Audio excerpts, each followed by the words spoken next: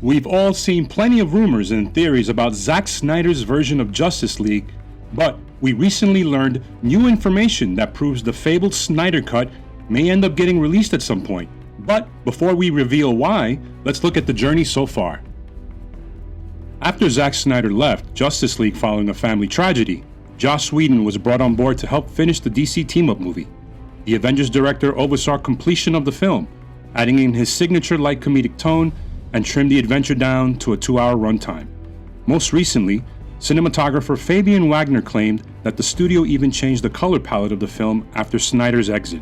Unfortunately, Justice League was met with a disappointing critical reception and also made a disappointing $657 million at the box office, reportedly losing Warner Bros. $60 million.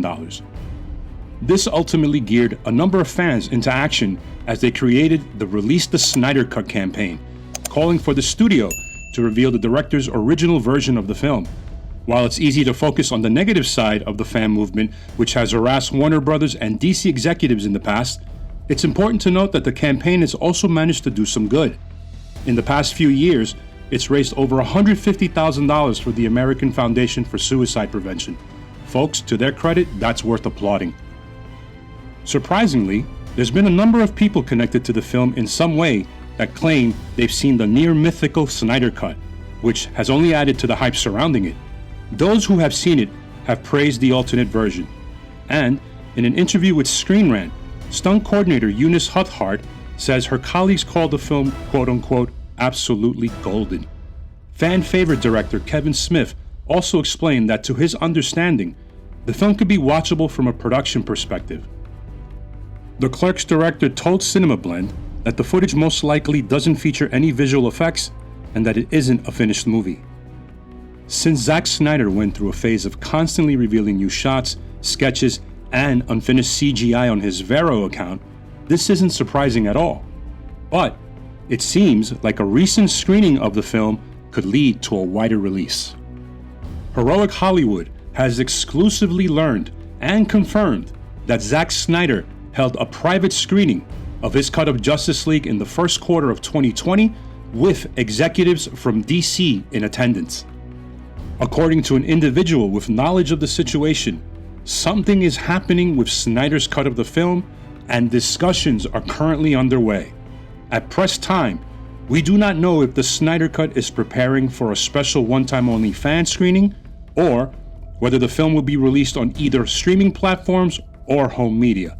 However, a theatrical release is highly unlikely.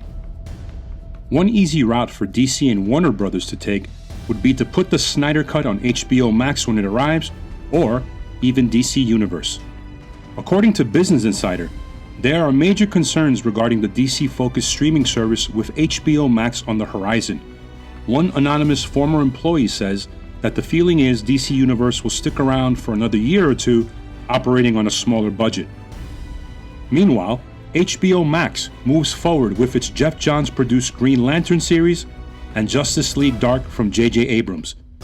Either streaming service would benefit from the addition of the Snyder Cut.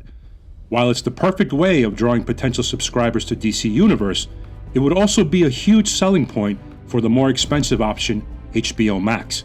Remember, the upcoming streaming service will cost $14.99 a month, while DC Universe currently sits at $7.99 a month. But if the Snyder Cut ever does arrive online, what will it include? One of the many criticisms raised over the movie was that Steppenwolf was hardly a compelling villain, with the lowly new god only boasting sheer numbers of parademons to really challenge the Justice League. But in Zack Snyder's vision, Darkseid would have made a more prominent appearance across the film. The original flashback to the scene where the Atlanteans, Amazonians, and the armies of men fight Steppenwolf's forces would have used a younger version of Darkseid. The director even revealed a look at the young villain, although he looks a little different without his typical regal outfit. He's wearing his usual bizarre headpiece in the fight, but not the armor. It's a strange wardrobe choice, no doubt, but hey, we're not judging. Ares actor Nick McKinless also revealed there was a fight scene between the God of War and the young new god. He explained in an Instagram comment that they shot an entire sequence with Darkseid after he trained for 4 months to get in shape for the role. If that doesn't excite you, we don't know what will. How about a meeting with Wonder Woman? Snyder himself revealed that instead of being killed by parademons at the end of Justice League, Gal Gadot's Wonder Woman was meant to behead Steppenwolf. The director also explained that the villain's head would have rolled into a boom tube with Darkseid standing on the other side. The ruler of Apocalypse would have then crushed it under his foot. Very cool. Snyder also confirmed that one of Darkseid's most famous servants, Darkseid, was also set to appear in the cut. He's best known for being the master torturer on Apocalypse, and he sounds like a really nice guy. He even confirmed to a fan on Vero that Steppenwolf was meant to report to Darkseid. In one of the original trailers, Steppenwolf mentions, quote-unquote, "There are no lanterns, no Kryptonians." This was taken from a scene between the two underlings. It's never been mentioned if other notorious Apocalypse characters like Granny Goodness or the Furies could have made an appearance, but we'll get to them later. Darkseid wasn't the only addition to the film, with Snyder confirming that his cut featured another Green Lantern somewhere along the way. When asked whether the Green Lantern that appeared in the theatrical version was also in his cut, the director explained, quote, "That's mine, but not the Green Lantern," end quote. His comments clearly revealed that another member of the Galactic Police Force was meant to appear in the film, but it's not clear whether it was Hal Jordan, Jon Stewart, or even Guy Gardner. Hey, someone give Kilowog another chance in live action, please. But the next time we'll see a Green Lantern in live action is in the HBO Max series, which will reportedly focus on two different lanterns. Surprisingly, another green hero meant to appear in Justice League was Martian Manhunter. Harry Lennox's General Swanwick was originally intended to be revealed as John Johns in a deleted scene from the ending of the movie that saw the hero pretending to be Martha Kent. After Lewis leaves, he would have briefly reverted to his Martian form before quickly transforming back into Swanwick. It's not clear what DC's plans for the Martian Manhunter are for the moment, but for now, David Harewood is killing it in the role over on the CW Supergirl. Although Zack Snyder's 5-film arc was scrapped following the disappointing reception to Batman v Superman and Justice League, the team-up movie was originally meant to get 2 sequels.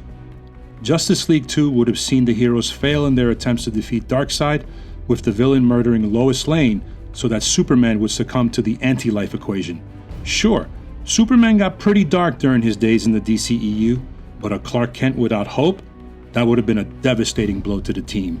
And when the villain takes control of Superman, using him to subjugate the entire planet, the Kryptonian quickly becomes one of Darkseid's biggest weapons.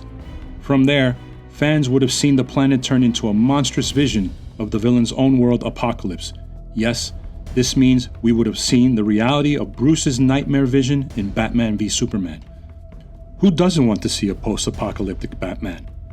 The third film would have seen the future Bruce Wayne and a broken cyborg try to send a flashback to a closer point in time to Lois's death to warn the team.